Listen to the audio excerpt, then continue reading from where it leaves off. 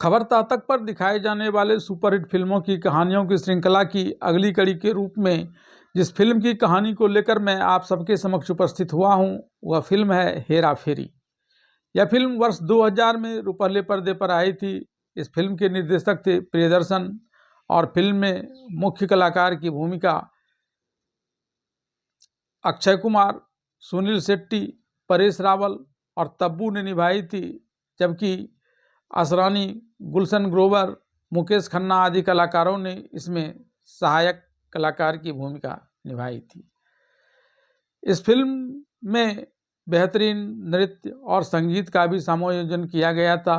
इस फिल्म के संगीतकार थे अनु मलिक और फिल्म के गानों को स्वरबद्ध किया था अलका याग्निक, कविता कृष्णमूर्ति, विनोद राठौर आदि ने। इस फिल्म के प्रमुख गानों की कुछ पंक्तियों को मैं आपके आनंद के लिए गुनगुनाता हूँ। देने वाला जब भी देता देता छप्पर फाड़ के, कित कित कितना कितना कितना, देखता ना देखता ना देखता ना। आज हम हैं कल हम नहीं, कल कुछ भी हो सकता है। हम बलिला हम बलिलू हम बलिले, चुकमा चुकमा चुकमा चुकमा चुकमा चले। जब भी कोई लड़की देखूं, मेरे दिल के तार बजे बार बार, छन छन छना छन, छन छन छना छन, छन छन छनम छनम। मैं लड़की पौ पौ पौ, तू लड़का पौ पौ पौ, हम दोनों मिले पौ पौ पौ, अब आगे क्या होगा? कुछ नहीं होगा कुछ नहीं होगा, हम दोनों में होगा बस पौ पौ पौ पौ पौ पौ पौ पौ पौ पौ। आइए जानते हैं क्या है फिल्म हेरा फेरी की पूरी कहानी। फिल्म हेरा फेरी की कहानी की शुरुआत गुड़गांव गांव के एक युवक घनश्याम त्रिपाठी उर्फ श्याम, जिसकी भूमिका सुनील शेट्टी ने निभाई है, कि नौकरी की तलाश में मुंबई आने के दृश्य से होती है। वह एक ऑटो रिक्शा से एक बैंक आता है और बैंक में जाकर उसके मैनेजर, जिसकी भूमिका असरानी ने निभाई है, से मिलता है। कुछ साल पहले इस बैंक में दुर्घटनावश आग लग गई थी और इस घटना में उसके पिता की मृत्यु हो गई थी। इस बात का हवाला देकर वह बैंक के मैनेजर से अपने लिए नौकरी की मांग करता है। बैंक का मैनेजर उस घटना में इसके पिता की मृत्यु के ही दिन आग की उसी घटना में मारे गए एक अन्य व्यक्ति को उसके पिता से सीनियर बताकर उसकी बेटी अनुपमा शिवशंकर पानीकर, जिसकी भूमिका तब्बू ने निभाई है, को नौकरी देने की बात करता है। इस पर श्याम अपने पिता की उस व्यक्ति से पहले मृत्यु होने की बात करते हुए इन्हें सीनियर बताकर अपनी नौकरी का दावा पेश करता है और ऐसा नहीं करने पर मैनेजर को आवश्यक कार्रवाई कर इस पद से पदच्युत करा देने की बात करता है। इस पर बैंक मैनेजर उससे कहता है कि वह उसके दावे को विभाग के उच्च पदाधिकारी के पास भेज देता है और उसे वहां से कुछ जवाब आने में कुछ समय का इंतजार करने के लिए कहता है। श्याम बैंक से यहाँ कुछ दिन रहने के लिए एक ठिकाना ढूंढने के लिए आ रहा होता है। तभी रास्ते में वह राजेश राठौर उर्फ राजू, जिसकी भूमिका अक्षय कुमार ने निभाई है, से टकरा जाता है।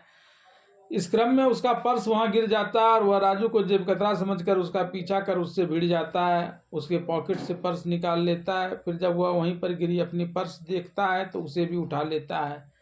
तब तक राजू एक पुलिस को बुला लेता है। पुलिस को देखकर श्याम उसका पर्स वहीं फेंक कर वहां से भाग जाता है। वहां से भागकर श्याम बाबूराव आपटे उर्फ बाबू भैया के गैरेज आकर अपना नाम श्याम बताते हुए मारुति नामक एक आदमी के द्वारा यहाँ भेजे जाने की बात बताता है। बाबू भैया उसे मारुति कार का खरीदार समझकर गाड़ी दिखाने लगता है। जब श्याम गाड़ी नहीं खरीदने की बात करता है तो बाबू भैया गुस्सा जाता है। इसके बाद श्याम उसे बताता है कि मारुति नाम के एक व्यक्ति ने मुझे आपसे मिलने के लिए कहा था। उसने आपको बेहद रहमदिल आदमी बताया था। अपनी प्रशंसा सुन बाबू भैया उसे अपनी खोली में रहने देने के लिए तैयार हो जाता है और 1000 रुपया भाड़ा मांगता है। इस पर श्याम कहता है कि उसके पास सिर्फ 200 रुपये ही है। तब बाबू भैया उससे 200 रुपया यह सोच कर ले लेता है कि इससे कम से कम कुछ दिन का राशन का व्यवस्था तो हो जाएगा। फिर वह श्याम के सामने वहाँ खाना बनाने और झाड़ू पोछा देने जैसे काम करने की भी बात रख देता है। मजबूरी में श्याम इसे करना स्वीकार कर लेता है। बाबू भैया के यहाँ ही रह रहा राजू जब श्याम को वहां देखता है तो वह उसे जेब कतरा कहकर यहाँ से जाने के लिए कहता है। उसके नहीं जाने पर राजू उसका सामान बाहर फेंक देता है और उससे लड़ने लगता है। इस पर जब बाबू भैया उससे कहता है कि वह पैसा देगा जिससे हम लोगों को कुछ दिन खाना चलेगा, तब राजू उसके कहने पर खुद के यहाँ से चले जाने की बात कहकर जाने का नाटक करता है, लेकिन जाता नहीं है। थोड़ी दूर जाकर वह यह कहते हुए लौट आता है कि बिना तुम्हारे सारे पैसे दिए मैं यहाँ से नहीं जाऊंगा। इसके बाद वह श्याम को तरह तरह से तंग कर वहां से भगाने का प्रयास करता है। इस क्रम में एक दिन जब श्याम और राजू लड़ रहा होता है तथा बाबू भैया उसे बचाने के लिए आता है, तभी अनुपमा वहां आ जाती है और उन सबसे पूछती है कि इसमें से श्याम किसका नाम है। फिर वह श्याम को लेकर बाहर आती है। इधर राजू बाबू भैया को श्याम के विरुद्ध यह कहकर भड़काता है कि इसके कई लड़कियों से चक्कर है और यह हम सब के लिए परेशानी का सबब बनेगा। इस पर बाबू भैया उससे कहता है कि हो सकता है कि वह उसकी बान हो, क्योंकि दोनों चश्मा पहनते हैं। अनुपमा श्याम को एक कागज दिखाते हुए उस कागज पर दस्तखत करने के लिए कहती है। उस कागज में यह लिखा हुआ है कि अब उसे बैंक की इस नौकरी की जरूरत नहीं है। यह पढ़कर श्याम भड़क जाता है। तब अनुपमा उसे यह कहकर धमकाते हुए चली जाती है कि उसके कई लोगों से संबंध है और वह जबरन उससे इस कागज पर दस्तखत करवा लेगी। तब श्याम भी उसे देख लेने की बात करता है। राजू इन दोनों की बात को छिपकर सुन लेता है। अनुपमा को वहां से जाते देख राजू उसका पीछा करता है और उसे कहता है कि श्याम उसका दोस्त है, वह उससे जो भी यह लिखवाने के लिए कहेगी उसे लिखवा देगा और दस्तखत भी करवा देगा। हालांकि अनुपमा उन लोगों के आपस में लड़ने की बात करते हुए उस पर शंका व्यक्त करती है, लेकिन राजू इस लड़ाई को आपसी प्रेम वाला झगड़ा बताता है। इसके बाद अनुपमा उससे श्याम के दस्तखत वाले कागज लाकर देने की बात करती है। अनुपमा से बात कर राजू बाबू भैया की गैरेज में आता है तो यहाँ श्याम को उसके गले के को सेकते हुए पाता है। तब वह एक मैगजीन की एक खबर का उदाहरण देते हुए कहता है किस प्रकार से एक भाड़ेदार ने अपने मकान मालिक को जान से मारकर उसकी संपत्ति हथिया ली थी। यह सुनकर बाबू भैया श्याम पर शंका करने लगता है। श्याम बाबू भैया के इस शक को यह कहकर दूर करने का प्रयास करता है कि वह ऐसा आदमी नहीं है, वह तो यहाँ नौकरी की तलाश में आया है। इस पर राजू कहता है कि वह दोनों ही भाड़ेदारों से कोरे कागज पर दस्तखत करवा ले। श्याम को राजू के इस बात पर थोड़ी आपत्ति होती है और वह दस्तखत करने से हिचकिचाता है, लेकिन राजू उस पर तंज कसते हुए उसे एक कोरे कागज पर दस्तखत करने के लिए मजबूर कर देता है। फिर वह श्याम के दस्तखत वाले इस कागज को छिप कर निकाल कर अनुपमा को दे देता है। राजू से श्याम के दस्तखत वाले कागज को लेकर अनुपमा बैंक के मैनेजर को दे देती है और अनुकंपा पर आधारित नौकरी पाकर वहां काम करने लगती है। एक दिन जब श्याम अपनी नौकरी की स्थिति जानने के लिए उस बैंक में आता है तब वह अनुपमा को वहां काम करते हुए देखता है। वह अनुपमा से इस बारे में बात करता है तो अनुपमा उसे झिड़क देती है और बैंक मैनेजर से जाकर बात करने के लिए कहती है। जब वह बैंक मैनेजर से इस बात को लेकर सवाल करता है तो बैंक मैनेजर उसे एक कागज दिखाता है जिसमें यह लिखा हुआ है कि उसे अब इस बैंक की नौकरी की जरूरत नहीं है। इस कागज पर उसका दस्तखत भी है। तब वह बैंक मैनेजर से इस कागज को लेकर चबाकर खा जाता है और बैंक मैनेजर को अनुपमा से मिलकर अपने विरुद्ध साजिश रचने की बात करते हुए उसे सबक सिखाने की धमकी देकर वहां से चला आता है। बैंक से बाबू भैया के घर आकर वह राजू से अपने दस्तखत वाले कागज को लेकर सवाल करता है। तब राजू उसे कहता है कि उसने ड्रॉवर से वह कागज निकाल लिया था और अगर वह यहाँ रहना नहीं छोड़ेगा तो यह उसे इसी तरह से परेशान करते रहेगा। इसके बाद दोनों लड़ने लगता है। तब बाबू भैया आकर दोनों की लड़ाई को छुड़वाता है। श्याम की धमकी से घबराकर बैंक मैनेजर अनुपमा को श्याम के संग प्यार का नाटक कर उसे अपने बस में करने और इससे इस मामले में आगे कोई कार्रवाई नहीं करने के लिए राजी करने की सलाह देता है, लेकिन अनुपमा ऐसा करने से हिचकती है। एक दिन अनुपमा श्याम से मिलती है और उसके समक्ष यह शर्त रखती है कि अगर उसे नौकरी चाहिए तो वह इसे 50,000 रुपया दे दे, जिसके बाद वह उस नौकरी से त्याग पत्र दे देगी और वह इस नौकरी को ले पाएगा। श्याम के पास कोई पैसा नहीं है, इसलिए वह कहता है कि वह बिना कोई पैसा दिए ही इस नौकरी को ले लेगा। तब अनुपमा यह कहते हुए वहां से चली जाती है कि मैं भी देखती हूँ तुम कैसे यह नौकरी लेते हो।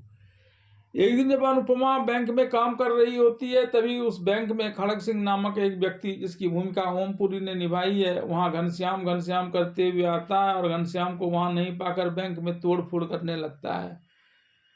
फिर जब बैंक का मैनेजर उससे पूछता है कहीं वह श्याम को तो नहीं खोजता है, तब खड़ग सिंह कहता है गांव में तो उसका नाम घनश्याम है, हो सकता है यहाँ उसने अपना नाम श्याम बताया हो।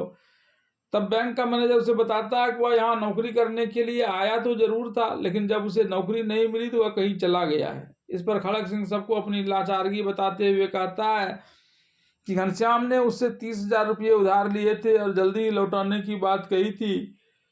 इसके बाद वह गांव से शहर चला आया और अब तक उसका पैसा नहीं लौटाया है। फिर वह बताता है कि इसकी बहन की शादी तय हो गई है और श्याम ने अगर इसके पैसे नहीं लौटाए तो इसकी बहन की शादी टूट जाएगी। इसके बाद वह भारी मन से वहां से जाने लगता है। खड़ग सिंह को इस प्रकार से निराश होकर जाते देख राजू उसके पास आता है और उसे श्याम से मिला देने की बात करता है। खड़ग सिंह का नाम सुनकर श्याम भाग नहीं जाए, इसलिए वह उसके कमरे के बाहर से ही आवाज देता है। खड़ग सिंह श्याम को देखकर पहले तो गुस्सा करता है, लेकिन जब श्याम कहता है कि उसे नौकरी नहीं मिली जिस कारण यह उसका पैसा नहीं लौटा सका, लेकिन शुक्रवार तक यह उसके पैसे की व्यवस्था कर देगा जिससे उसकी बहन की शादी संपन्न हो जाएगी। इस पर खड़ग सिंह रोते हुए यह कहकर वहां से चला जाता है कि अगली बार जब वह आएगा तो अकेला नहीं आएगा और 4-5 आदमी के साथ लेकर आएगा। इसलिए नहीं कि वह सब मिलकर तुम्हें पीटेंगे, बल्कि इसलिए कि जब तुम पैसा नहीं दे पाओगे तो मेरी बहन की शादी टूट जाएगी और इससे पहले ही मैं आत्महत्या कर लूंगा। तब श्याम हर हाल में अगले शुक्रवार को उसे पैसा देने की बात बताता है। खड़ग सिंह के पैसे लौटाने की खातिर श्याम बैंक में आकर अनुपमा से मिलती है और उससे कहता है कि नौकरी के बदले तुमने मुझसे 50,000 रुपये मांगा था, लेकिन अब मैं तुमसे 30,000 रुपया मांगता हूँ। इसके बाद मैं इस नौकरी को लेकर तुम्हें परेशान नहीं करूंगा। यद्यपि श्याम ने इस रुपये का वह क्या करेगा इस बात का खुलासा अनुपमा के समक्ष नहीं किया था, तथापि खड़ग सिंह के बैंक में आकर हंगामा करने वाली घटना का स्मरण कर अनुपमा श्याम की मजबूरी को समझ लेती है और श्याम से 2 दिन बाद शाम में अपने घर आकर पैसा ले जाने के लिए कहती है। अनुपमा के पास से जब श्याम वापस अपनी खोली में लौट रहा है तो रास्ते में वह राजू को एक टेलीफोन बूथ से किसी महिला को खुद के कोलकाता में रहने की बात बताते हुए फोन करता है और अगले दिन बम्बई आने की बात बताता है। श्याम उसकी बात को सुन लेता है। अगले दिन वह राजू को एक महिला के साथ देखता है। राजू उस महिला को लेकर एक निर्माणाधीन मकान के स्थल पर आता है। यहाँ वह खस्ता हाल होते हुए माँ के समक्ष अपने आप को एक बड़ा इंजीनियर के रूप में प्रस्तुत करता है। तब तक श्याम वहाँ पहुँच जाता है और खुद राजू को का दोस्त बताते हुए राजू की माँ को प्रणाम कर उसका दिल जीत लेता है।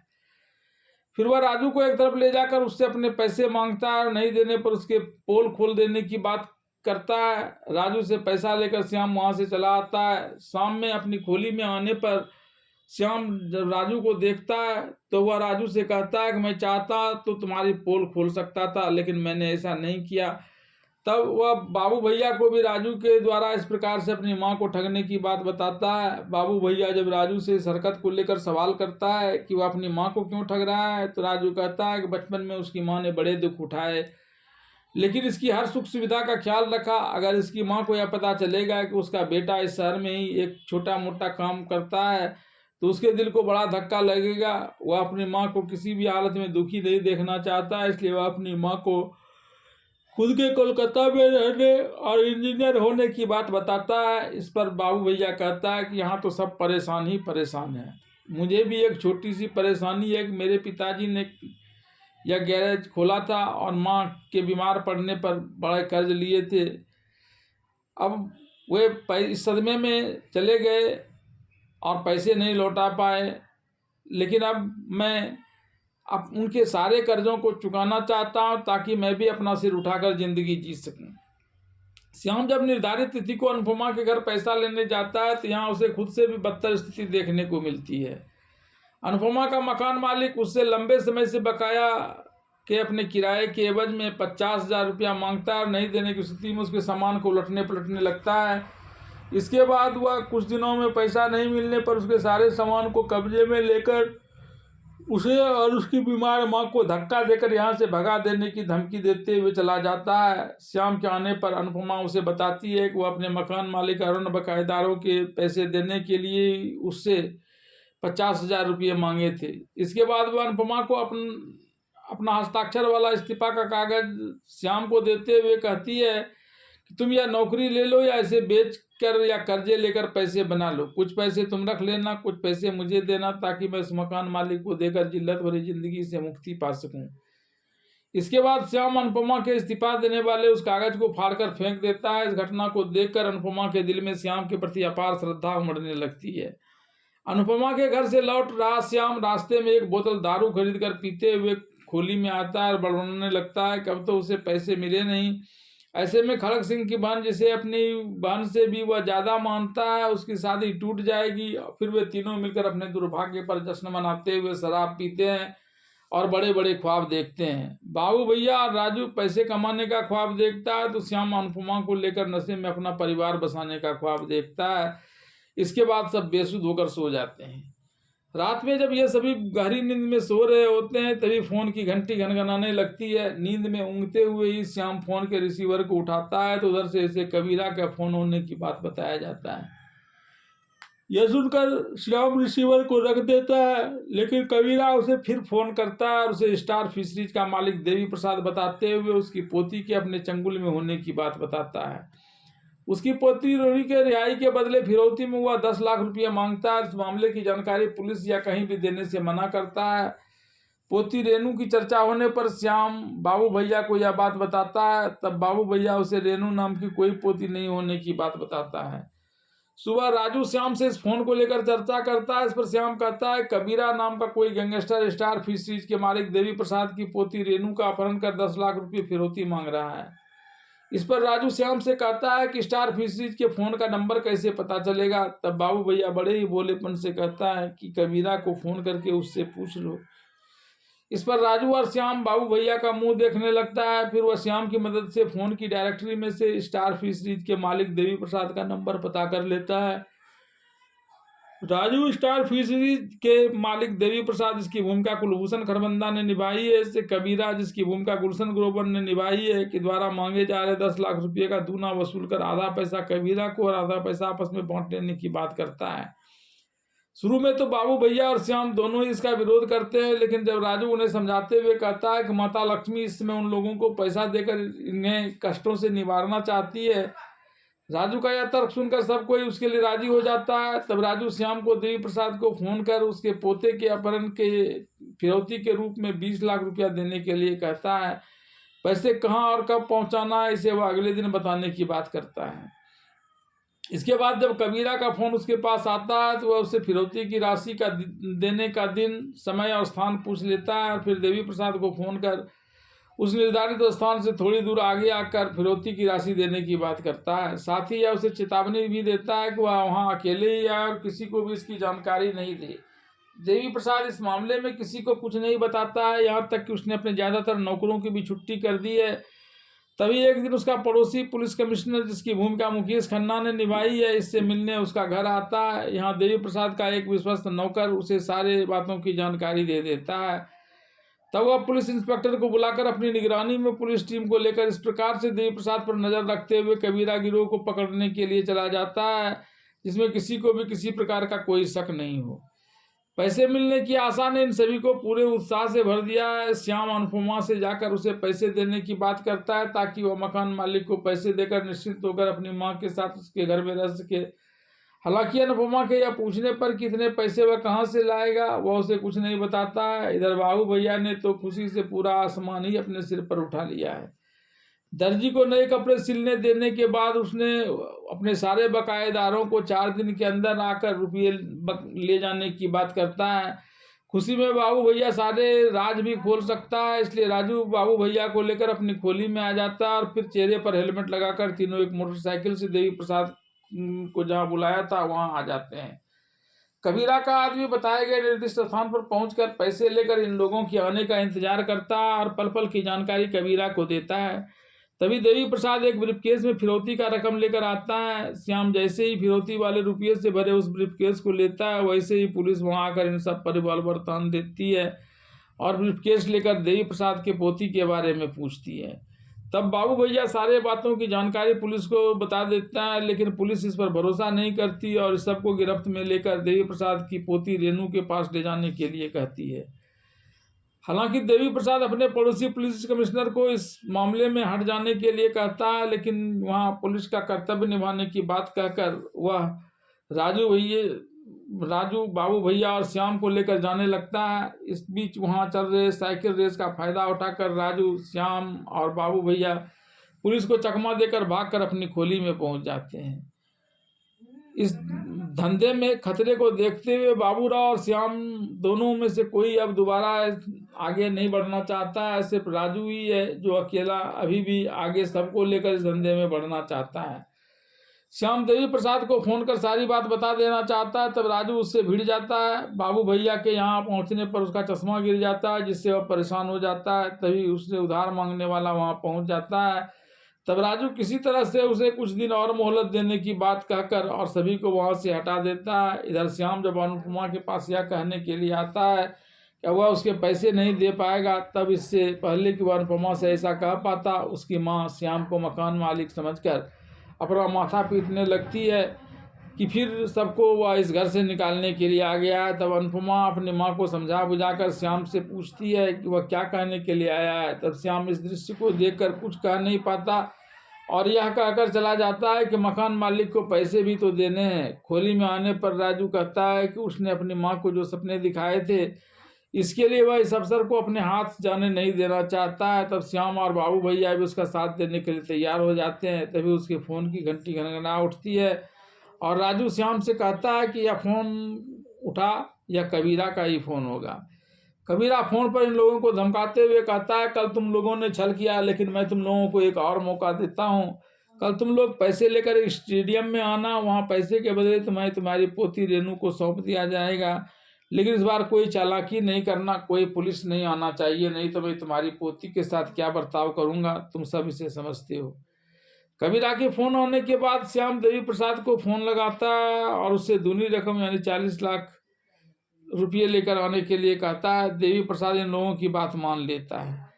इस बार जब देवी प्रसाद इन लोगों को पैसा देने के लिए चलता है तो पुलिस को चकमा देते हुए वह अपनी गाड़ी में ड्राइवर को भेज देता है और खुद छुपते छिपाते उस स्थान पर पहुंच जाता है।